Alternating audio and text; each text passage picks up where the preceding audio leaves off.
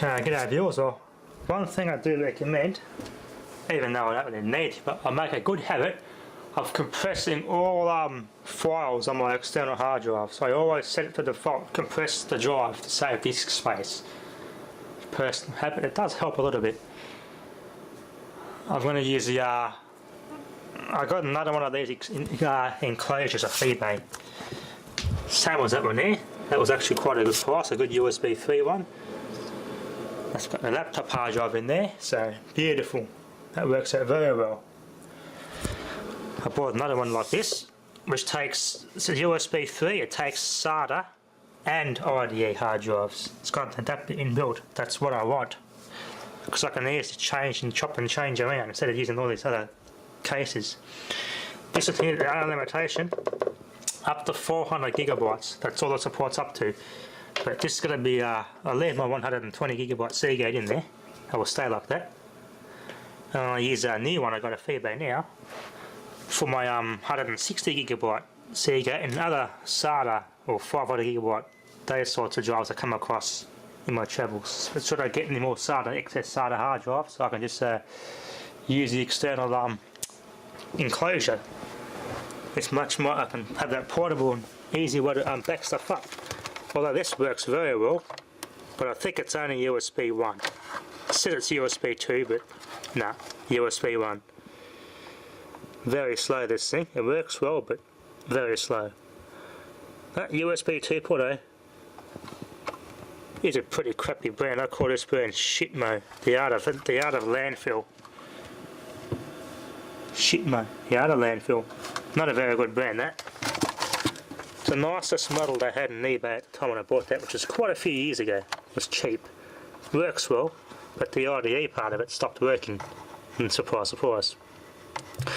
It's a good quick dock just to check what's on your hard drive. It's good for that, but it's just too slow.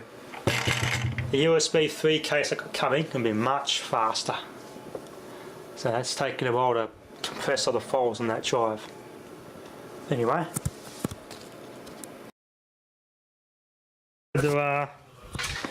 Had some problems in the Ute, the bloody high speed doesn't work. Now I've checked the resistor, checked the thermostat, checked the fan motor, checked the replaced swapping switch, tried swapping all the switches around and substituting a heap of switches. No matter what I do, high speed just won't work. It worked intermittently for a bit, came on for a bit and it stopped working again, so I think it might be something in my wiring loom somewhere. And I've also had the backlight on my radio recently stopped working again. I found the original bulb in there was blown, and the filament would intermittently make and break contact whenever I hit a bump. So what I did, isn't it? A white LED. Look at that. This thing is awesome. Look at that mod. A white LED, of course, a white LED needs I think around 2.5 to 3 volts to run. But I found a resistor off the same circuit that I got that scrounged LED off. Added that resistor into the circuit in this radio. Bingo. That's how you do it. I'm not going to change the head unit, there's nothing wrong with it because it's got a CD input, it's auxiliary input, so I don't really want to change it. They're well built, good quality components. They're underpowered, that's probably why people change them because they're crap.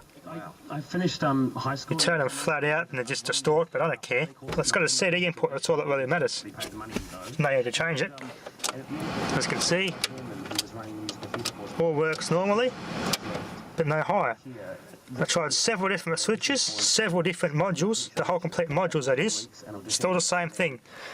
Tried substituting resistors, same thing. Tested the fan motor directly on the external power source, it runs fine on high speed and everything, so check the little thermostat in there, that's all fine.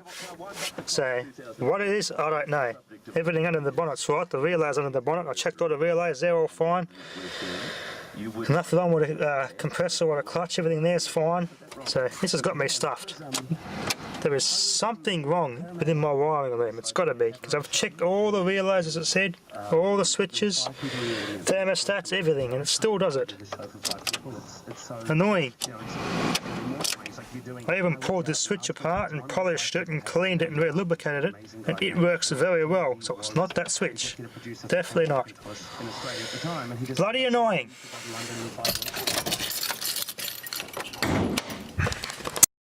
Running the bottom of the nice clean too. Got the battery, pulled the battery out, cleaned all where the battery was, got all that grease and dirt and muck out of there. Otherwise it's just going to rust. So that's all been cleaned. I got me another desulfator, because the other one of my old one's in the car, in Mum's car, and I got mine from my ute now. I'll stay here. Put some silicone over the top of it to seal it, so water doesn't get in it. It's quite an unusual size battery, this. 600 cold crank in there. I wouldn't go any lower than that, not for something like this. It's quite a nice battery. It's abnormally high. It's about an inch taller than any other battery that would fit in here. So to take it in and pull it out, you got to remove this. Move that out of the way in order to fit this battery.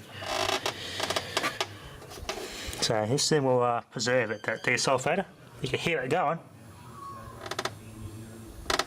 It's nice and loud. It's a lot louder than the old one.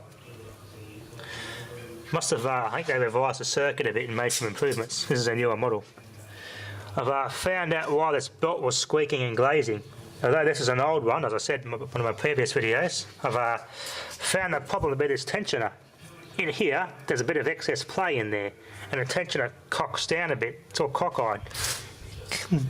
Barely notice it, but it's a little bit of a tilt that way, and it sticks out here on the top a little bit.